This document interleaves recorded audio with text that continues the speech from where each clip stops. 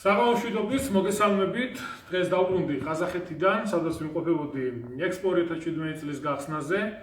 ამ სოფლიოს ბევრ ქვეყანასთან ერთად წარმოდგენილია საქართველოს, სადაც 3 თვის განმავლობაში გვექნება შესაძლებლობა იქ მისულ ადამიანებს გავაცნოთ ჩვენი ქვეყნის ენერგეტიკული შესაძლებლობები. ეხლა მინდა გამოვეხმაურო თბილისში გამართულ საპროტესტო აქციას და პირველ რიგში მინდა აღნიშნო, რომ ქვეყანაში ნარკოპოლიტიკა რადიკალურად არის შესაძლებელი და მოხარული ვარ, რომ პრემიერ-მინისტრმა ამ რეფორმის დაჩქარება თხოვა პარლამენტს.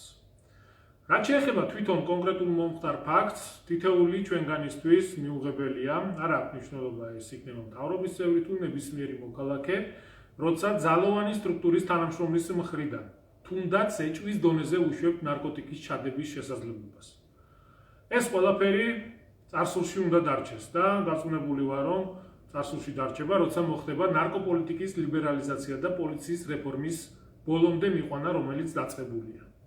ჩვენ საზოგადოება სამართალდამცველებისგან პირველ რიგში ველით დახმარებას და სიმართლის დაცვას.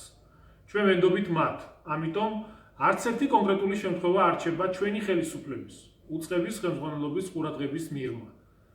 სრულიად დაუშვებელია, რომ რომელიმე მათგანის რაიმე სახის გადაცდომამ ჩირკი მოცხოს ჩვენს პოლიციელებს, ადამიანებს, რომლებიც თავიანთი სიცოცხლის ფასად დგანან ქვეყნის სადარაჯოზე. ამ ეტაპზე მინდა გითხრათ, რომ მიდის შიდა მოკვლევა, სტრუქტურის ხელმძღვანელობა გააკეთებს ყველაფერს, რომ თუ კი ვინმე არის დამნაშავე, ვინმეს აქვს გადაცდომა ჩადენილი ამ კონკრეტულ ეპიზოდში, ყველა ადეკვატურად დაისაჯოს.